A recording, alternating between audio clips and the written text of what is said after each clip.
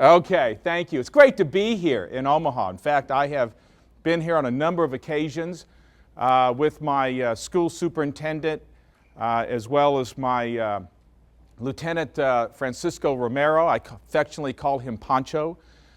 He's a veteran school resource officer. He's now in narcotics, but he was with me back when in 2003 we drafted a protocol to reduce school arrests. We've done that by 83%. Since doing that, our graduation rates have increased 24% and our weapons on campus have dropped. But we've been up here in Omaha having conversations with their counterparts on this particular issue of what's called or been dubbed the school to prison pipeline. Every time I come here, I always stay in the Omaha Hilton. I love the Omaha Hilton, okay? The bar area, all right? You know, I mean, it's always hopping at happy hour. I've been to New York City. I've been to some of the best hotels, busiest hotels in this country, but I've never seen a hotel bar as hopping as the Omaha Hilton. How do y'all do it? What's going on here in this town, okay? And last night, I don't know what type of convention was happening, but I had to take a picture and send it home to my wife. I said, I've never seen this many men and women in cowboy hats and boots. I mean, I have to go down to South Georgia to see that, okay? So anyway. All right. I also have to say this. It is also, there's two other reasons to be back here in Omaha, and that is to have the pleasure of seeing Judge Johnson and Judge McDermott. You know, you have to understand that you have a couple judges here, and I'm sure others. Are there other judges here? I don't want to leave y'all out. Do we have any other judges? Thank you very much, okay? But, let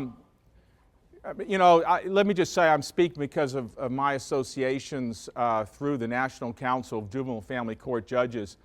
But you have two judges here that are, nationally recognized.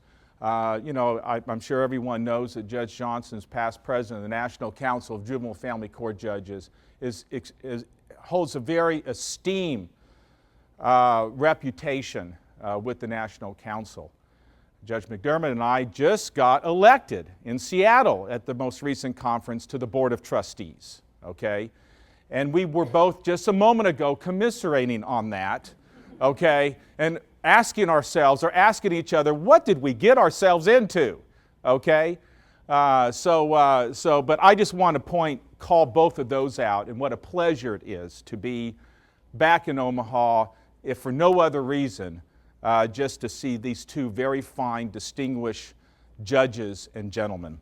Okay, ladies and gentlemen, I got to get going here because I have very short time to get through a whole bunch of stuff, okay? And so what are we talking about? The case for reform. Hey, y'all made changes in your law relative to juvenile justice at least, okay? And I'm going to be focusing on that. Well, interesting enough, you may be thinking, well, why this Georgia judge, down in Atlanta? By the way, if you want to know where I am down there, when you fly into the world's busiest airport, okay, you're in my county. How many have flown through the Atlanta airport? God help you. Okay, because you need God's help. You know what they say down there? If you want to go to heaven, you have to go through Atlanta, right? Well, it's been changed up over the years, unfortunately, because if you're going to hell, you're going to have to go through Atlanta, all right? Now, having said that, we're going to talk about how to improve community safety through evidence-based practices, because that's the direction that your law, this reform legislation, I like to call it, is taken, because in Georgia, we've done the same thing. Let me just tell you a really brief story, just so you'll get an idea why is Teske here, okay? It's because of the similarities between Nebraska and Georgia in terms of efforts of reform. And there's a little bit more that's personal to me professionally in my county, why the governor has involved me as much as he has in the work in Georgia. And I'll talk about that in a moment, but suffice it to say right now, just to give you an idea in contrast, and therefore through the contrast, show the similarities, and that is 2 years ago, Governor Deal said, look, we really have some serious issues. So he focused on the adult system. By executive order, he created the Criminal Justice Reform Council. Now, I wasn't on that council because I'm not on the adult side, right?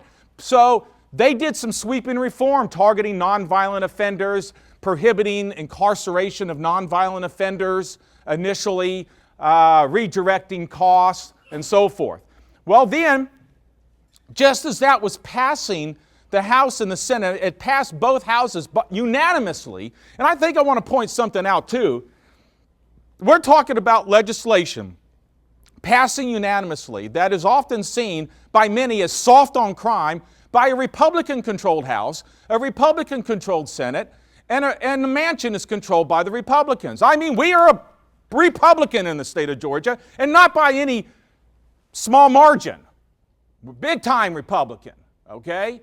All right, so having said that, well, when that passed, because I'm the vice chair of our state advisory group, the Governor's Office for Children and Families, put there originally by Governor Perdue, the prior governor who was Republican, on the Department of Juvenile Justice, Judicial Advisory Council, Family Commission. So I was kind of like that go-to person for juvenile justice, okay? May not have been smart, but, that's just the way it was. And so I get this call from the governor's chief executive saying, hey, Teske, the governor's now turning his head because there's this new juvenile code rewrite that has just passed the House unanimously. Now, to give you a little background, for 6 years we had been working, well, by this time, 5 years, we had been working on developing a new juvenile code rewrite. And there was a lot of compromises in this. And it was from a grant given to the State Bar of Georgia, the Younger Lawyers section. Now it's passing the House. It had been dropped about 2 or 3 years in a row, didn't get out of any committee. Now it got out of committee, passed the House unanimously. Sponsor was the chair of the Judiciary Committee. So now to the governor's attention was now transitioning from the adult to the juvenile with this big thing passing the House. The governor wasn't expecting this. Has the chief executive call me up and say, oh, Teske, the governor wants to know, what do you think about this? Is this something that he should intervene or let it continue? I said, on the child abuse and neglect side, the dependency side, I think, no doubt you could call it a model code. On the juvenile justice side, it's pathetic, it's worthless, it's a lie to call it a model code. All right, so 4 days later, there was a press conference, and the governor there at the Capitol, standing next to the sponsor, the chair of the Judiciary Committee, was now withdrawing the bill. A bill that just passed the House unanimously. Now, are there any legislators in this room? Okay, but if they were, I'd ask them, really, would you withdraw a bill you sponsored that just passed your chamber unanimously? No. Okay? No. So it begs the question, why? All right? Because we really needed a lot of work to do in juvenile justice, because it did not include this type of stuff in terms of evidence-based practices. And that's what I want to go through, because the governor withdrew it because the governor promised, he said, look, I will reestablish the Criminal Justice Reform Council. I will now focus on juvenile justice. That's what he did. That's when he put me on it. And then we all worked together. We came up with these recommendations on December 13th. They were then transferred into law, into a bill, passed unanimously in the House and Senate, and now that's where we are. But here's the other thing that I think is important. The governor also recommended to the legislature, they also adopted, to create an infrastructure to support the reform. So now there is a statutory creature called the Georgia Criminal Justice Reform Commission. There are 3 committees now. I chair one of those committees called the Oversight and Implementation Committee.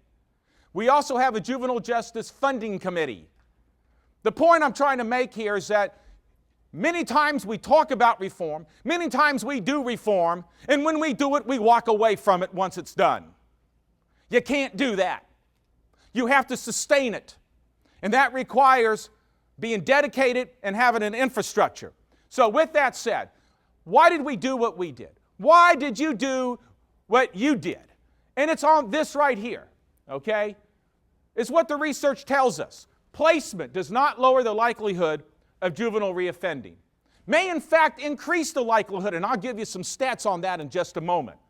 Longer lengths of stay in secure facilities does not increase public safety, despite the anecdotal stuff that's out there that people like to say, you know, getting tough on the kids. Well, you know, let me tell you what this is not about.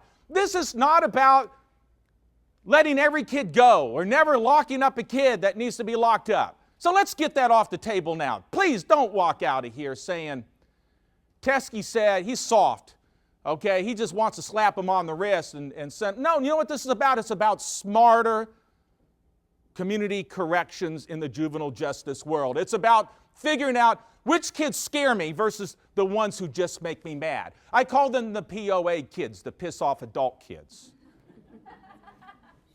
Yes, okay? All right? That's our job, isn't it, Judge Johnson, okay? You know, is this kid before me? Does this kid scare me? Or does this kid make me mad? And when we break it down and we figure out, truly using objective assessment instruments, which ones make me mad and which ones scare me, we find out that most of the kids make me mad. It's all a matter of relativity. It's where you are in the community. For some, that kid scares me. Well, yeah, but in my shoes, not really. We could do other things with this kid other than locking this kid up. The question is, what are those things that we need to do with those kids who are the POA kids, okay? So, that's what I want to talk about the rest of this hour that I have left. Targeting high-risk offenders for correctional interventions. That's what I'm talking about. Maximizes recidivist reduction. We are wasting our resources on kids who make us mad when we need to be redirecting those resources to the kids who scare us. Because the research says the kids who scare us, the kids who are most likely to break into your house, steal your car, pull out a knife and a gun and point it at you, they're the ones who need more supervision. They need to have a greater watchful eye. They need to have more serious interventions that are evidence-based practices. And so the only way to make that happen is to reconfigure, realign, and get those resources over there. And that's what our laws have done in Georgia and in Nebraska. There are a number of community-based intervention strategies and program models that have been proven cost-effective and are effective to reduce juvenile reoffending, and we're going to talk about those generally, but there's going to be more work coming your way specifically on this. But I'm just here to wet your whistle, okay? I want to start off. Why did the governor put me on the Criminal Justice Reform Commission? Why me? Why Teske? This is Clayton County. Now, Clayton County, let me tell you, look at here. I took the bench in 1999. The juvenile crime rate was going up. These are complaints. In Georgia, this is how you measure juvenile crime. I have to receive all complaints that come in. I cannot deny a complaint. Now, the petitions are discretionary. They're always going to be lower. Because in Georgia, unlike Nebraska, the juvenile judge gets to decide whether or not the complaint is going to be sent to the DA. Where here in Nebraska, the DA decides whether a complaint is going to be diverted. All right? But no matter what, all right, this is true juvenile crime. So this is what happened. There was an increase. I mean, and some serious felonies as well.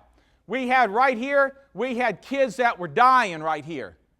I mean, I'm on the south side of Atlanta. Bloods, Crips, Sir 13s, Brown side locals, you name it, okay?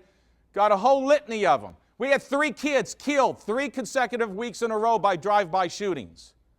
All right? So this is what it was like. Our graduation rates, as this was going up, our graduation rates were coming down and hit an all-time low of 58%. Now, we were in a mess. It was chaotic. Here I am, a juvenile court judge. How do we fix this? And so that's when I started looking around and bringing folks together. I went to the Annie E. Casey Foundation. Y'all are a JDI site as well, a statewide site, Juvenile Detention Alternative Initiative. For those who are not familiar with Annie E. Casey Foundation, named after the mother of the founder of UPS, which, by the way, is headquartered in Atlanta. And so I brought in that reform as well as other reforms, other consultants in. So notice here, we bring in all these reforms that include what I'm going to talk about. Evidence-based strategies. All those things that for those who just think being tough on kids most of the time, okay, they think this is soft. Look at that. That's why I was on the commission. All right? That's how much our county has changed in all these years. Now, with that said, let's break it down more, okay? We're also talking about drugs, person, property. All of these right here have at least a 43% decline. Public order is a 76% decline. So if you got to keep mining the data. All right, you got to keep breaking it down. You got to be honest with yourself. So, with that, I mean, it's just not good enough to say, well, the juvenile complaints have gone down. You need to ask, well, where have they gone down? It doesn't good if they've gone down only in this area, but you're still having serious drive-by shootings and guns and things of that nature, right? Okay, so why else do we want to do this? What does the research tell us? I mean, come on. Y'all all know about kids. I'm sure most of you have heard about the adolescent brain research, right? I mean, come on. For those of you who are still on the caboose, you're at the back of the train, and you're having difficulty understanding why you need to distinguish between the kids who scare you and the kids who make you mad, is this stuff right here. There's a reason the Supreme Court made the rulings they did. You cannot execute juveniles. You can't put them in life sentences without parole. Why? Because they're neurologically wired to do stupid things. All right? I mean, come on, they're under neurological construction. And if they're under neurological construction, where do we want them to be? If we can get them in the most positive places, do you want your kids sitting on the couch every day like a couch potato watching some of the programs that are on the cable channels while you're away? Do you want that? That's negative? No, because they're under neurological construction. Wake up, juvenile justice, all of us in this field. Catch up. We got to figure this out.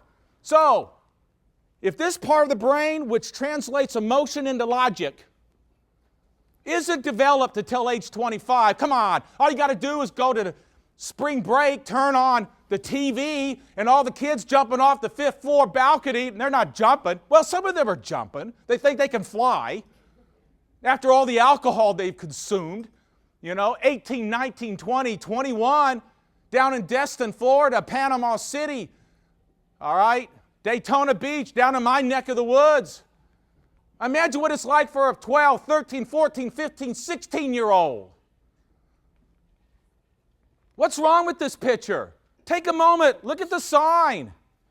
And that's a 19-year-old right there. It's my stepson.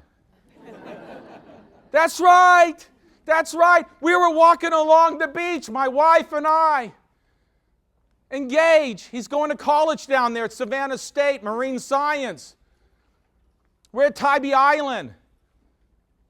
Keep off the jetties, rocks, warning, dangerous riptides. I turn around and there he is. Hello? I know you can read the signs, okay? Of course, I did snap the picture before I yelled at him. Because I saw it as an opportunity to show y'all later, okay? Opportunist as I am. So who scares us, okay? Who makes us mad? Well, let's see here. So the question is how do we deal with those kids? But first, how do we separate them? What is a judge to do? I mean, identifying the steps to improving local juvenile justice systems, okay? Now, you have here, as I mentioned earlier, Judge McDermott and Judge Johnson, very involved in the National Council of Juvenile Family Court Judges. I'm just going to tell you what I'm about to share with you comes from the literature of the National Council of Juvenile Family Court Judges and their perspective, our perspective. And what is that perspective? Judicial leadership is a big thing that is taught at the National Council, okay? Understanding the role of the judge is to understand the nature of juvenile justice systems, okay? So, we all know, those of us who are judges, we all know Judge Edwards, okay, very well. And one of the things that Judge Edwards has really tried to make a point and emphasize in his career and through the National Council, like Judge Johnson, is a former president of the National Council, okay, is this. I bolded the words I really want you to look at here. That we as judges, okay, have to get off the bench sometimes. We have to work the community. We have to be like that rock star who, you know, I went to a concert in Atlanta, took my wife, I surprised her for our anniversary in July, took her to the Train concert, okay, and the Script, and Gavin DeGraw, okay. I mean, all three in one concert. I mean, that's great, okay, you know. But, you know, how they like to work the audience and come on out there and go all over the place and do the high five and meet the crowd. Yeah, you know, hey, you got some rock stars here in juvenile justice, okay? All right, so you see them here, but wait till you see them where I see them. No, I'm kidding. Okay. So, we have to ask these agencies in the community to work together to support our efforts, okay? Here's why. Because so that the orders that we make on the bench, judges, okay, all right, can be fulfilled. That we have to be, in order to make that happen, the champions of collaboration. And that's the thing that's going on with the Nebraska law and the Georgia law, okay? When any law is changed and reconfigured to try to draw resources down to the local level, where now it's there with probation, who's in the courtroom with the judge, whoa, you can get some powerful things happening now that you weren't able to have before. But you just got to figure out now, well, how to make all of this happen. Because I'm seeing juvenile court judges in Georgia who were the biggest complainers and naysayers, now all of a sudden, and by the way, would never exert any bit of judicial leadership. They thought there was just all types of issues with it, are now being forced to put themselves out in the community. Now I'm seeing them in newspapers. I have all these newspaper quotes. I just got one from Albany. We don't call it Albany. It's Albany, Georgia, down in South Georgia, okay, of the juvenile court judge down there who was one of the most quiet juvenile court judges I ever met in my life. All of a sudden, he's just like talking all this stuff up about this new reform. Of course, he's also getting $400,000 starting Monday, okay? All right? There's something about $400,000 that kind of gets you excited, all right? Makes you do things you've never done before, all right? Okay. The judge is strategically situated. You know, I mean, I have written about this in the context of where we are within the juvenile justice system. If you think about it, ladies and gentlemen, if you think about it, if there's any one place that a kid is going to find himself or herself where all the agencies are dealing with that kid at the same time, it's going to be in that juvenile court. How many times have we had, I've been on the bench 14 years, how many times have we had that kid stand in front of me, you're out on the bench, and all of a sudden that kid who's been in foster care, let's say, and is in social services custody, now has committed a delinquent act, which now we call the crossover kid. And back in the old days, I would have the caseworker arguing, well, it's not my kid anymore, it's now your kid, DJJ. Wanting the kid to be committed to DJJ just so they could get the kid out of their hair. And you know what? They're doing this in front of the kid. Why, are you people sick? Yeah, because the system is sick and you know what? About a broken system? We have a lot of great people in our system. Great heart. They're in it for the right reason. But you know what? I don't care how good we are. Whether I'm a judge, a probation officer, a social service worker, in mental health, I don't care how good you are, how well-intended you are, but if you're in a broken system, you are more inclined to make bad decisions, poor decisions, because the system drives you to make those types of decisions. And it's time that we have to confess that. If we really are honest and break it down over the years we've been in this business. How many of you have been in a situation where you've made a decision about a kid, but you hate the decision you made? You didn't like it. I see some people's heads nodding. And it's okay to nod. The truth went down south. We said, truth shall set you free. Okay? You know, one of the unfortunate things about being from the Bible, but we have all these little religious cliches and all that. So, if the juvenile court is situated at the crossroads of juvenile justice, what does that make us? And I don't mean to demean the position of a judge, but I mean this strategically. We become the traffic cop. We have this inherent obligation to do something. By the way, it's my order, okay? All right?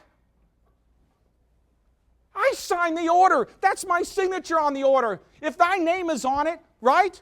You own it, Judge Johnson. You own it, Judge McDermott. Judge Teske, you own it. Well, what does it mean to own that order? That means I ought to know and care about what I put in that order. So when I sign that order, and that order happens to put that kid in a facility, to what extent am I asking the question about the conditions of confinement of that facility? And it's not good enough, because in Georgia, DJJ manages the facilities. Well, I don't care. They may be in the executive branch, there may be separation of powers, but by God, if I find out the conditions of confinement are not good, I will still use my subpoena powers, bring DJJ in my courtroom and want to know what's going on. I still have the right to do that. Or, when I put a kid in a program, special condition, that you shall go to this program, to what extent am I asking the question, hey, by the way, probation, Corey, is this working? Does this program work? Show me. Show me the money, Corey. Show me the money. And that's what's going on in Nebraska now. Because you know what? You pay taxes. And there's nothing more sinful than to use the money that you've worked hard to go to programs that don't work. Because that's what happened in Georgia, ladies and gentlemen. So, these are the key principles of judicial leadership. I'm not going to spend time here. I'm going to move on because you have some great judges here. So, you have that stuff. You can read it. I'm not going to focus on that because I'm preaching to the choir here. I feel really kind of awkward and uncomfortable with the audience of judges that I have here, so I'm going to move on. Okay. And they have inherent powers to convene. Y'all have it in there. You can look at it. They all have that. I already know these judges. They wouldn't be the leaders in this country they are without vision. Okay? Knowing the things that they already know. So, for example, just to give you locally, I already mentioned the school offense protocol that's reduced school arrests by 83%. It looks soft on crime, right? But let me give you an example. Because do you have any educators in here? No educators? Okay. Well, you will be dealing with educators. The more you get involved, the more you collaborate. You know, we have, as a result of reducing school arrests, our school police now are engaging the kids a lot more. We call it the student engagement model for school policing. Wow. They came up with that. They created that. I never thought that this instrument that we signed right there was going to take it this far. But let me tell you what's happening. Now, because they're positively engaging the kids, creating relationships with the kid. I don't mean, like father-son type of stuff, okay, but just positive relationships. Just being nice for once, okay? All right? All of a sudden, the kids are now talking to the police. They're telling them things that are about to go down, like the fight right after school and Johnny's going to bring a knife to it. They're now getting to that before the knife comes on campus because they've already hidden the knife on the wood line of the school property. And as a result, our weapons on campus have fallen 70%, which is state zero tolerance law. There is no discretion. You don't get to turn a blind eye to that. You have to still arrest those kids. It's a static factor. So why did it go down 70% if it's a static factor? Something for which you can't change directly. Well, that's because the culture of the police, the cognitive thinking of the police shifted with this. All right? One quick example. Year before last, Deputy Pauls, Mara High School, gets a call. Kid is throwing chairs at the teacher, threatening to kill the teacher. Pretty serious stuff. In the old days before we signed this, the SROs would say, yeah, we just simply went in, cuffed the kid, took the kid into the patrol, put the kid in the patrol car, drove the kid down to intake, and that was it. We'll do our complaint, come on back. Not this time. Now, she had to cuff the kid. Kid was out of control. Kid was throwing chairs. Police have to do what the police have to do to make it safe. Cuff the kid. But instead of putting a patrol car, takes the girl, 15-year-old girl, down to her office. Sits down.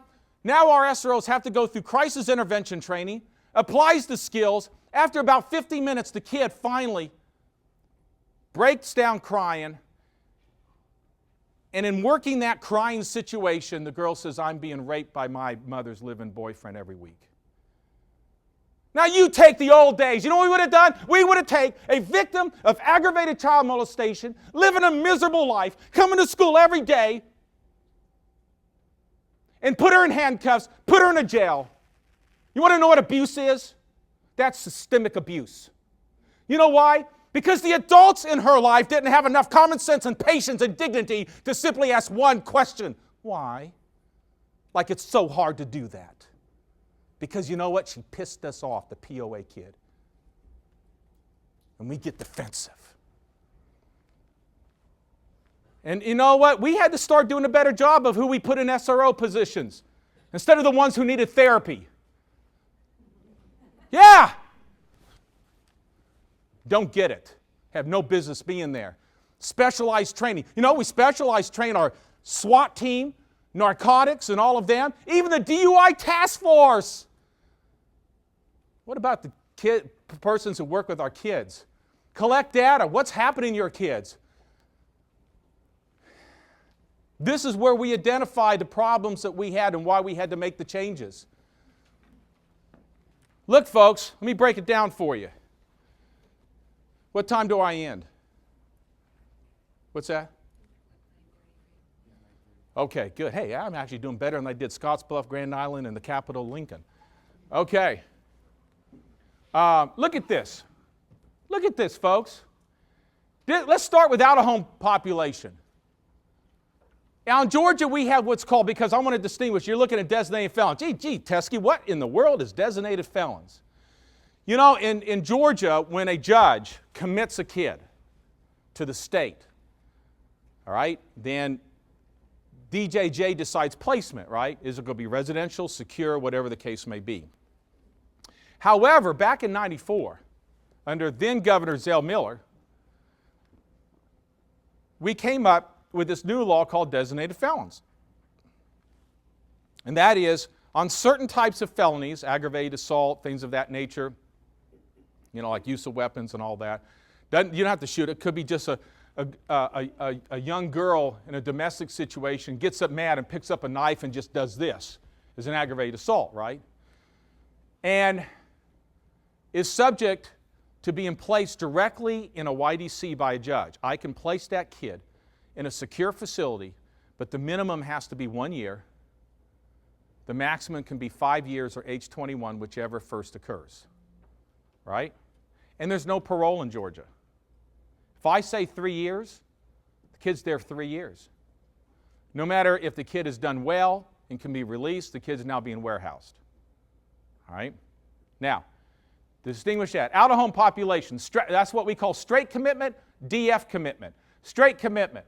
Look at this. The percentage of nonviolent offenses in out-of-home placement, 58%, nearly 60%. Percentage of low risk, 40%.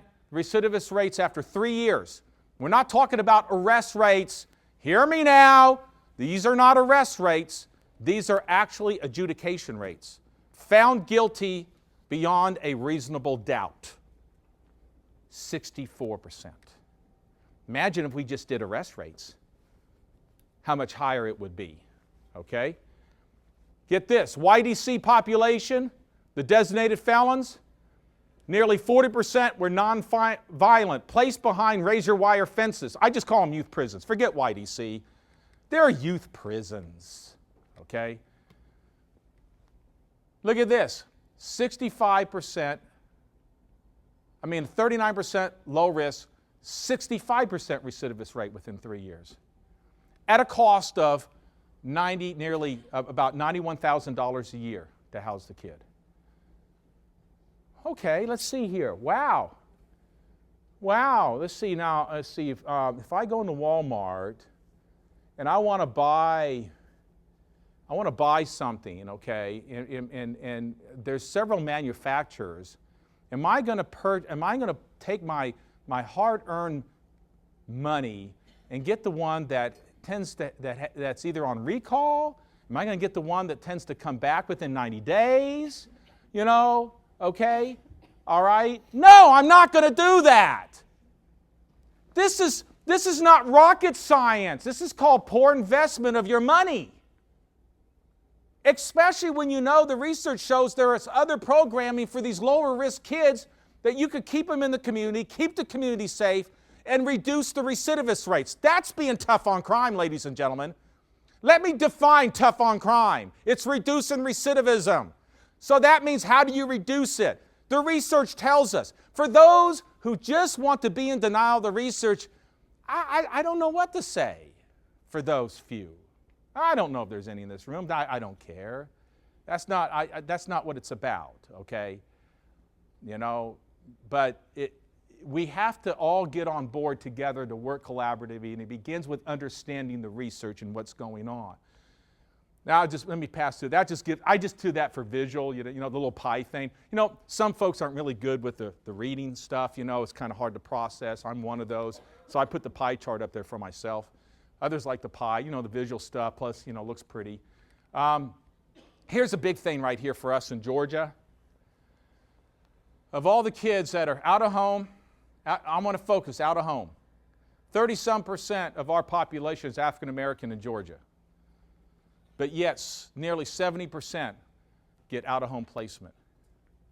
There's something wrong with that picture.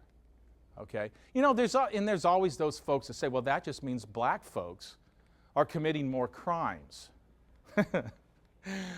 Oh, gee whiz, folks. Okay, I'm sorry if you feel that way. Okay?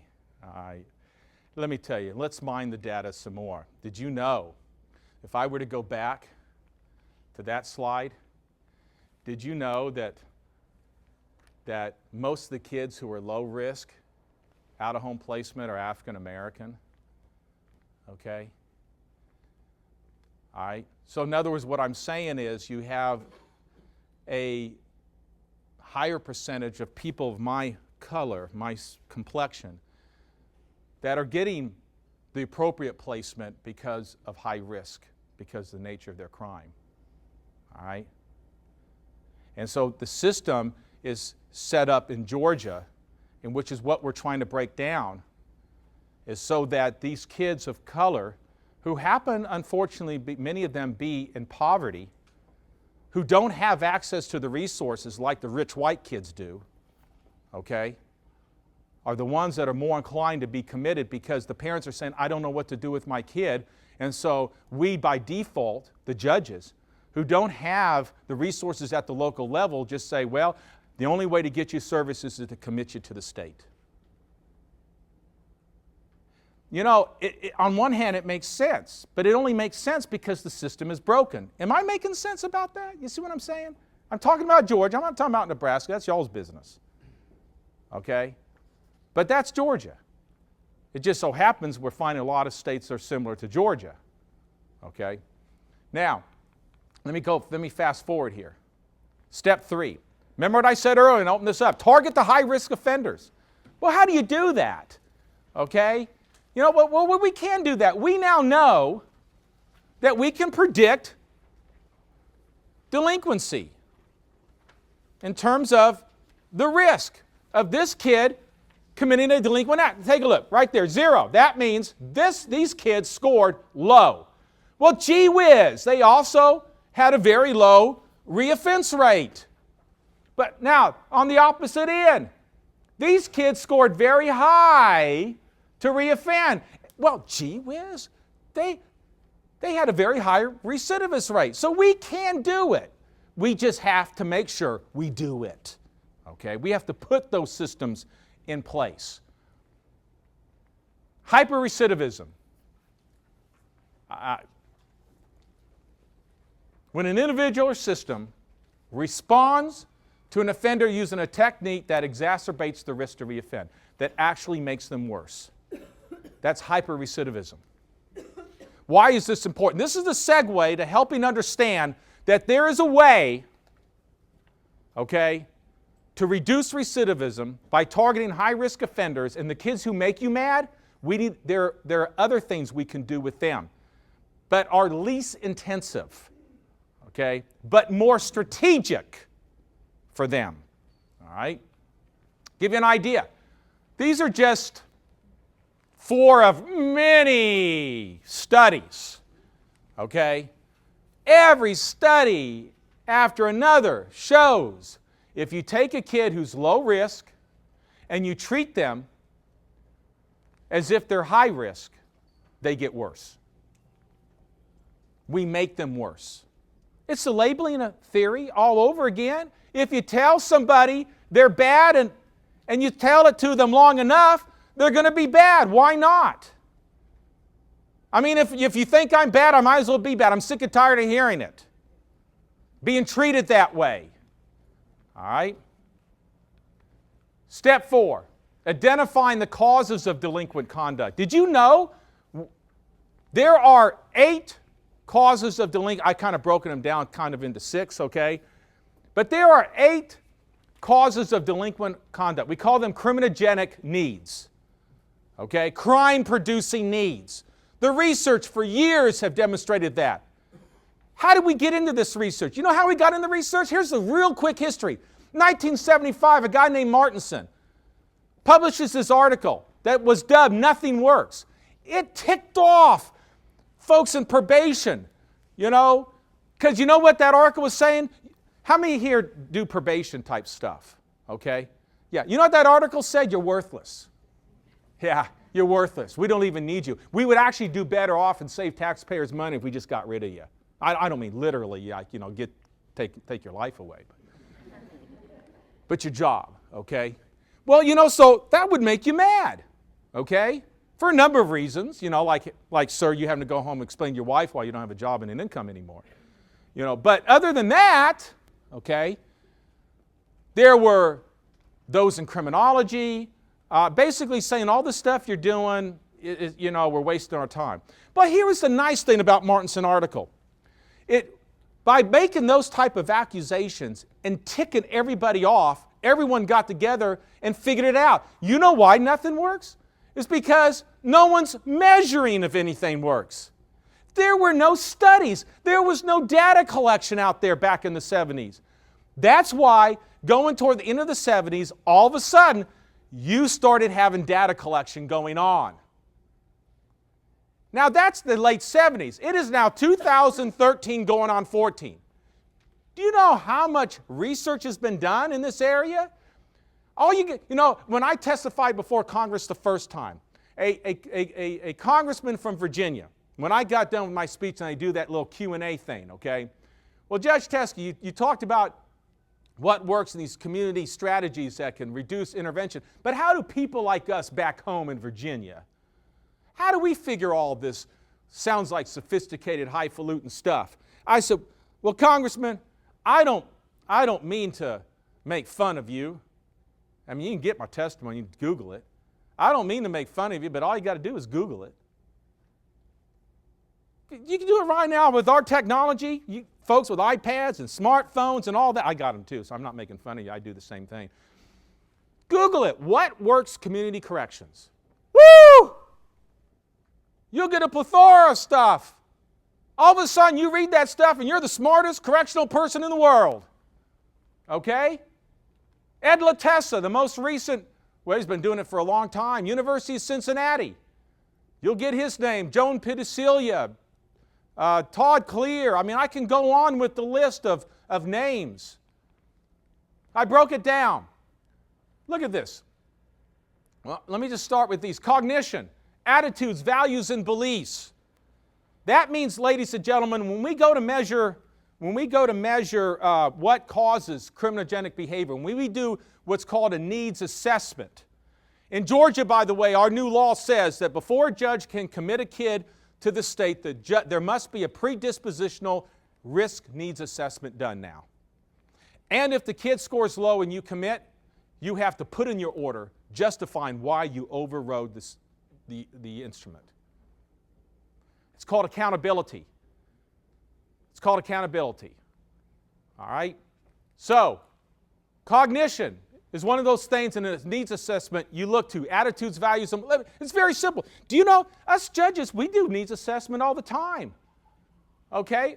What this is talking about is collapsing into an easier way of doing it. Let me give you an example. True story, kids in front of me, theft by taken motor vehicle, Judge. Okay? And this is a preliminary hearing, and he was admitting, has his public defender, and I go through the plea colloquy, and I ask the state to lay the factual basis. The ADA gets up and says, well, Your Honor, it's like this. It was just a couple nights ago, coldest night of the year so far. And juvenile defendant over here was standing in front of the Quick Trip convenience store over and up Riverdale Road, which is in Clayton County, because he's got established jurisdiction. And the victim pulls up in his car, and all he wanted was a pack of cigarettes. He thought it'd be real quick. He left the car running, goes in there, juvenile defendant jumped in the car and took off. Okay? Well, you might think this is a stupid question, but it isn't for us juvenile court judges. Now, I want you to know, for the last 4 years, I've been sitting as a designated superior court judge. In Georgia, that means I am a judge of general jurisdiction, okay? And they've been strapped with with large dockets, and so they came to me and said, you know, Teske, you know, you've been on the bench for this many years, you know, you've been a trial attorney, you know, and all this other stuff. You're a trial judge of special jurisdiction. Will you come on over? So I've been sitting there. So the point in that, I do adults, been doing adult 1 week a month. That's what I do.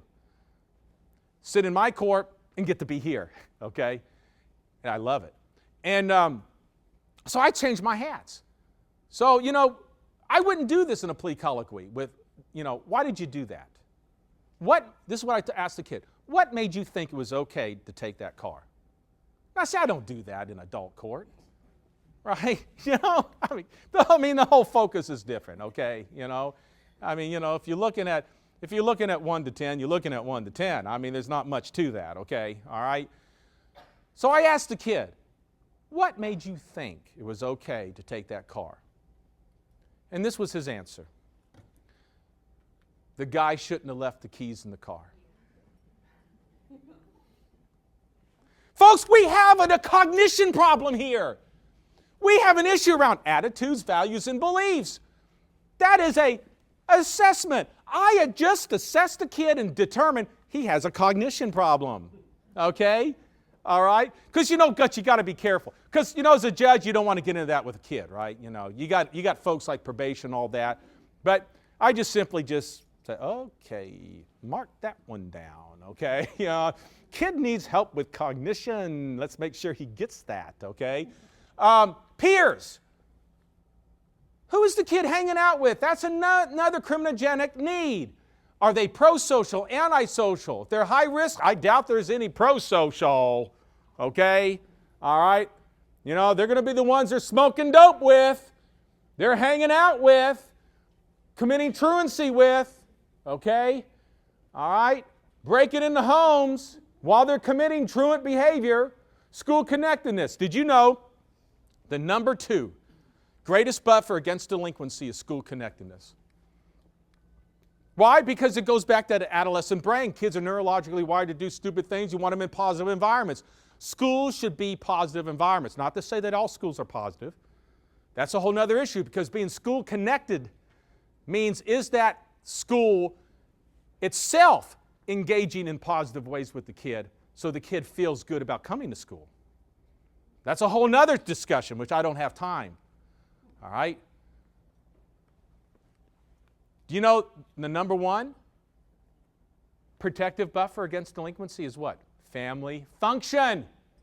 Now you take those 2 and flip it around. Okay?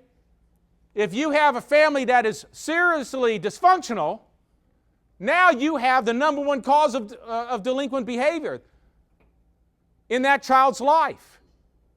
Which I'm going to make a segue in just a moment to community strategic programs and why we find in many of these kids they need to be family focused. Right? Okay? All right. So, poor, weak problem-solving skills. And you know what? Of course, substance abuse. But I want to talk about something here. Let me look at my clock. Okay. I'm working hard. And by the way, while I'm on this, when I say I'm working hard, I do a lot of writing. The judge had mentioned that, a blog and all that. If you have any interest, and I'm not saying, and not just for me, but if you want to know what's going on in juvenile justice daily, there's 2 places you can go. There's a daily journal, Juvenile Justice Journal. And it doesn't cost you anything. Go to www.jjie.org.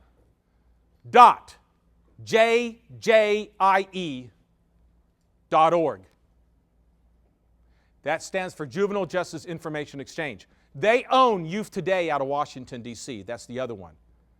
youthtoday.org. Okay? In fact, in both of those is my most recent op-ed, which is about judicial leadership. Okay? Judicial leadership. And it talks about how to get the judge out of the bench box. Okay? Out of the bench box. But there's one that I'm working on right now. I'm doing some writings on. I believe that we need to add a 9th one. Trauma.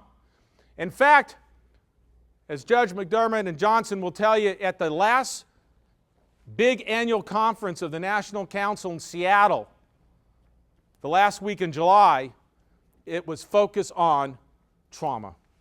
Trauma. And trying to promote judges to work toward creating a trauma-informed court. Why? Because traumatized people traumatize people. Okay? See the 15-year-old girl, the story I gave? Do you think she was being traumatized every week by being raped? Do you not think she's not going to bring that to school every day? By the way, let me tell you the rest of the story about why she did what she did. Oh, I just really lost it on that one, Judge, okay? Here's what happened. One of the guys in class told her that he wanted to F her. Use that word, okay? Sexual, right? It was a sexual, right? Harassment. In a very bad, guttural way for which no young man, any man, should ever speak to a woman. I can't even imagine what my mom would do to me and my dad would do to me, because child services would have to be called. Okay? Here's the thing, though. She responded by using curse words at him. She got mad. The teacher didn't hear the young man. The teacher only heard the girl because the young man wasn't going to let the teacher hear that. You know, hey teacher, I want to F her. Okay, that doesn't happen. Okay, all right, you want to keep that quiet.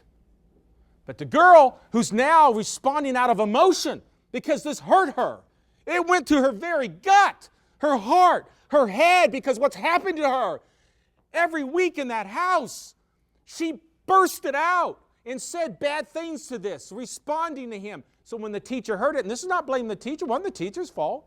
The teacher heard it. Teacher didn't know the background. The teacher said, hey, wait a minute, hold on there. That type of thing. And then she transferred her anger to the teacher. That's what happened. It escalated. The domino effect. That's the rest of the story. But she's traumatized. And when children have been traumatized, whether it happens to be a series of lifetime stressors or family violence, which is one of the worst ones, these kids who are witnessing their mama being beaten up by some man, whether it's their own daddy or stepdaddy or live-in boyfriend, this stuff scars them. And they grow up with this, and they're trying to be resilient, and sometimes their resiliency is to fight back. Sometimes their resiliency is to get tough. And we deal with these kids often who give us this toughness and harshness, and we're thinking, I'll never get through to Johnny, when maybe why Johnny's tough and harsh is because there's things that have happened to Johnny in his life that has made him that way, or made her that way, like this 15-year-old girl. And as a result of her being traumatized, what did she do? She traumatized the people around her. Because that's resiliency for some of these kids. I wonder, when I deal with educators, I ask them and I tell them this story. I wonder how many kids come into your class every day who are going through hell at home. And you just don't know it. And they act out, but you still don't know it. Is it because we're afraid to ask? Is it afraid to do something? And you know why? I understand that. I'm not here to blame the schools either. Schools have a tough job. We can't expect them to be mental health folks and social services and all of that. That's tough being in that classroom. My wife was a school teacher. And by the way, for those who are police and not blame, my son's a police officer in Clayton County. He works evening watch right now, getting ready to go to morning watch. I have to pray for that boy every day. I text him every day before he goes. I've been doing it here. Been doing it in Washington, D.C. Be safe, son. Because it scares the hell out of me. Especially when someone in his precinct this past December was shot and killed. And I don't know whether it might be my boy. Going to be shot and killed by some traumatized person. So, I just want you to understand and I was a parole officer for 10 years in the streets of Atlanta. I was the chief parole officer. I did case management. I know what probation folks go through. I know what it's like to be shot at. I know what it's like to make arrests. I made hundreds of arrests. I didn't call Atlanta Police, Fulton County Sheriff. They didn't come to us. They would get mad if we were to call them because we're required by law to carry guns, sidearms, I had my shoulder holster. Back then it was a .357. I left parole arrests as we were getting Glocks. I hated that. I always wanted to carry a Glock. Step 5, finding what works. As I come to an end here, I want to go over this generally because there's going to be more work coming your way that mines this down in more detail and specifics. Finding what works, what's promising, what doesn't work. We know from the literature, if you do that Googling of what works, you're going to come up with effective characteristics or characteristics of effective programs. So we know as we start getting monies down at the local level and how we need to be spending money, we know where we need to be targeting this money in a smart, effective way. Ineffective program characteristics. We even know those characteristics that don't work. Self-esteem. I got to tell this story. Okay? Sorry you got to hear this for like the 3rd time or 4th time, Judge. Okay? You know, God bless your heart. That's what we say down south, by the way. We feel sorry for you. You know, we're passive-aggressive, you know. Bless your heart.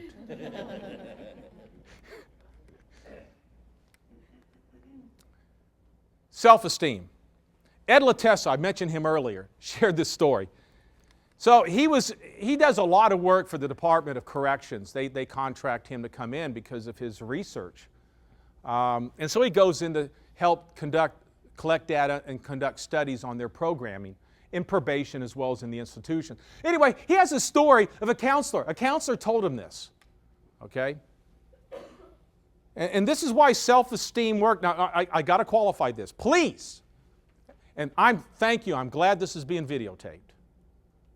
Okay? I can count on this videotape to say this. Do not walk out of here and say, Teske said, get rid of your self-esteem programs and workshops. I'm not saying that. What I am saying is that if you're using self-esteem workshops for the purpose of reducing recidivism, stop it for that reason. Continue it for other reasons. Self-esteem, increasing self-esteem is a good thing, but it's ineffective with reducing recidivism. Let me give you an example. So Ed Latessa tells a story. This inmate, adult inmate, comes to a counselor. Says, hey, doc. You know, they call them docs. You know, anyone wears a white coat or something like that's a doc to them, you know. Hey, doc, I think the reason why I keep coming to prison is because I suffer from low self-esteem. I lack confidence in myself. Can you help me with that? Well, sure. So he does that. He works with him week after week after week. Finally gets to a point where there's an opportunity to apply for trustee. So he says, look, I want you to take these things that you've learned, how you've been equipped, and I want you to take them to this interview, and I want you to apply for trustee. So he does it, and he gets the job. Well, after a while, and the doc is still working with them, what happens? He gets moved up the chain till he gets to the highest level of trustee where he gets to drive the delivery truck outside the prison. So, one day, he drives to go make the deliveries, and he keeps driving and driving and driving. Will this go off? And driving until he's gone. Then he's captured. 3 months later. Okay? So what happens? He now is charged with felony escape, felony theft by taking of the motor vehicle, felony theft by taking of the contents therein. He comes back to prison. He's put in solitary confinement. And he loses his parole time, his tentative parole month. It's gone. Zip. Nada. Not there anymore. Well, after he gets out of solitary confinement, he finally gets the privilege to get a pass. He goes, visits the doc. And the doc sees him coming. Doc says, what are you doing here? He said, well, Doc, I just want to come and tell you thank you for all you've done for me. I haven't done anything for you. You escaped from prison. You stole a truck. You've lost your parole time. You're going to be in here longer. I haven't done anything for you. He said, but Doc, you don't understand. Had you not helped me with my esteem, self-esteem, I never would have gotten up the confidence to escape and take the truck. The point I'm trying to make, if we focus on the wrong things only, if we emphasize the wrong things, but don't complement it where it needs to be complemented with those strategic programs that target the high-risk, the criminogenic needs, we will end up with very confident, happy delinquents, which is what we don't want. And they will be committing their delinquency better than ever because they'll be proud of their delinquency. I feel good. Did you see the way I broke into that house? Huh, that was a clean break of that back window. Okay? Yeah. Punishment versus treatment. Here, many studies, rate of recidivism. When it goes below the zero, that's an increase in recidivism. Okay? Treatment will always show better results in reducing recidivism. And I got to come to an end, but I want to do this. Types of effective programs. Types of effective programs. You have them here in your list just to give you an idea. They're going to talk to you about that. We know what doesn't work. I gave you a list of things that don't work. Boot camps don't work. We used to have boot camps. We got rid of boot camps. The recidivist rates were as high as 73%. And so, just to give you an idea, I want to point something out to you. I'm not going to go through all of this. Right here. I want to end with this. I already started with the complaint, the reduction in juvenile crime in our county, which has gone down 60%. During this period of time, this is in part how we got there. We have decreased our detention rates in our county by 70%. When I became a judge in 1999, in a 60-bed facility, we had over 100 kids. They were sleeping on mattresses. Today, the average daily population of that 60-bed facility of Clayton County kids is 12.4. A lot of people would say, well, my gracious, you are soft on crime, Teske. You are soft on crime. Oh, really? Really? But I have a 60% reduction in juvenile crime. Despite that. Gee, I don't need to figure it out. You need to figure it out. You're the one who has an issue with it. I don't. And as a result, minority youth, 64% reduction, 43% reduction average length of stay. Our felony rearrest rate prior to adjudication, those kids we have released, and we're releasing a lot more, is less than 1% because of the alternatives to detention we put in place. 43% fewer commitments to state custody. That's the big reason why the governor put me on the commission, because that was the goal, was to reduce commitments. Well, maybe we can learn something from Clayton County how they did it, okay? 40% fewer commitments of minority youth and 67% reduction, but that's for a formal petition, but 60%. So, anyway, I'm going to move on to this one. I want to leave with one last thing, and that's it. That's it. Here we go. This is a story of restorative justice. Everything I've just described to you. How many of you have heard the term balanced restorative justice, restorative justice? This is what it's about. This is, from the judicial perspective, this is the case that you really don't ever want to have to face. But we've all either have faced it or we're going to face it. And it was restorative justice that drove me in making this decision. Okay? So, and there we go.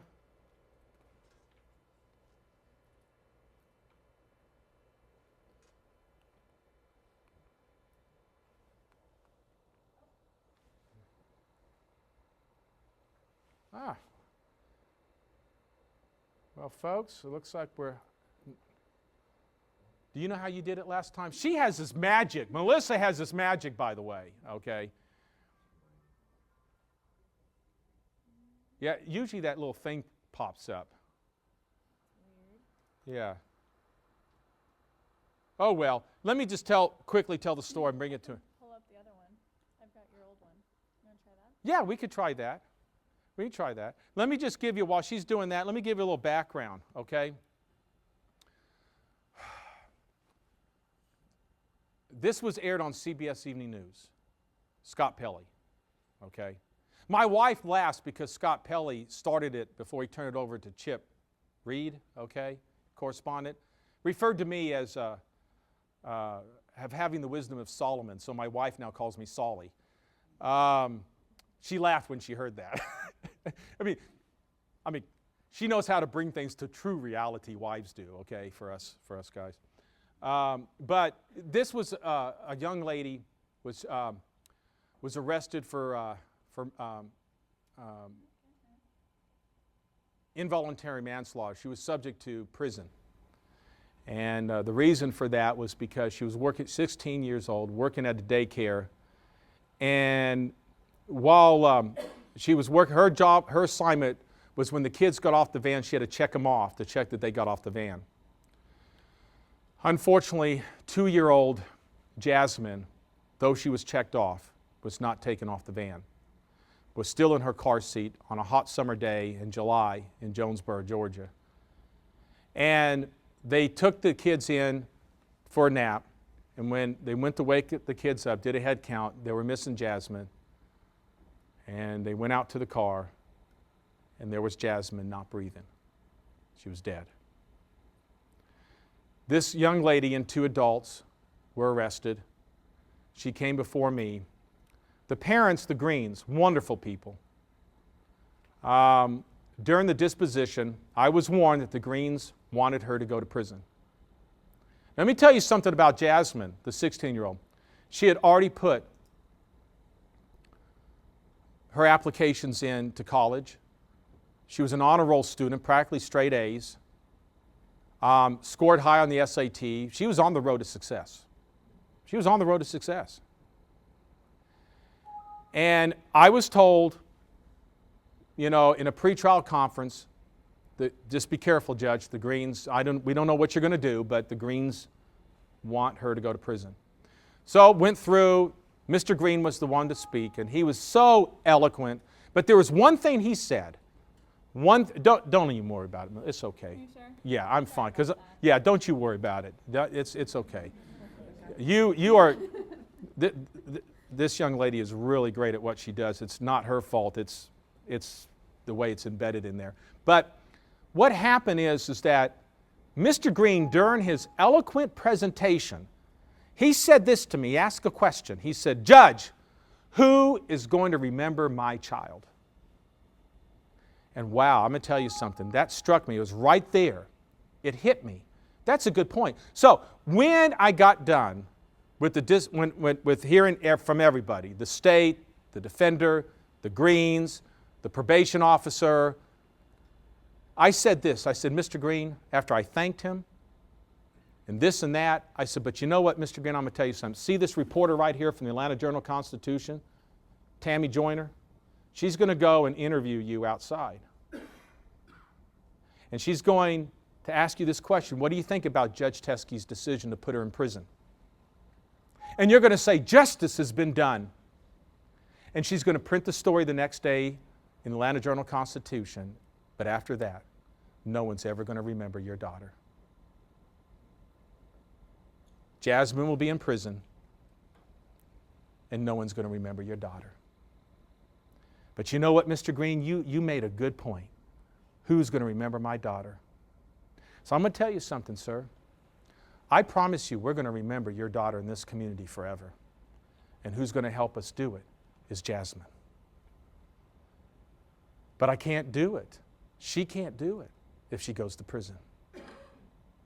So I'm going to put her on a 2-year order of probation, and I'm going to order that she has to create a memorial to be approved by you. And we are going to have it displayed permanently in a public domain in this county, most likely in the lobby of my new juvenile court justice building, which will be opening in a year in September of 2012. Well, restorative justice doesn't happen easily. In fact, the reason why restorative justice takes long is because it's time-consuming, it's emotionally draining. But a year later, Jasmine got approval. She learned how to quilt. She got, Maisha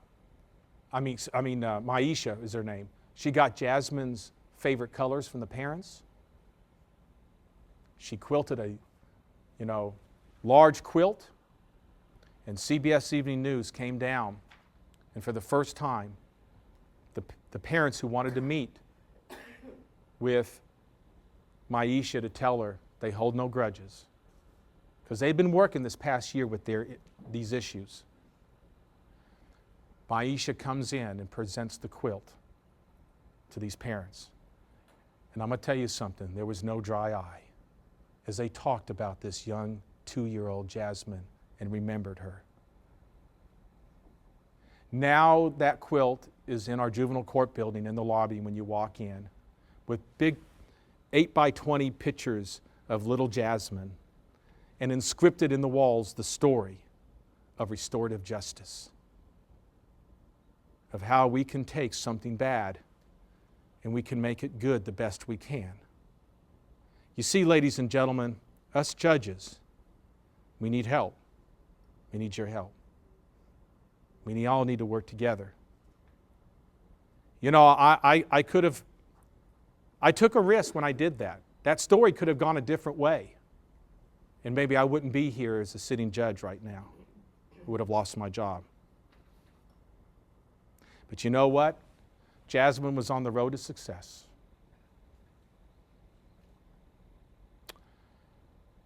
I didn't take this job to bump her off that road. I didn't take this job to do that. She's in college now, and she's doing well. She's doing well. And the Greens are now advocates for children and working to get monitors, alarms put in daycare vans.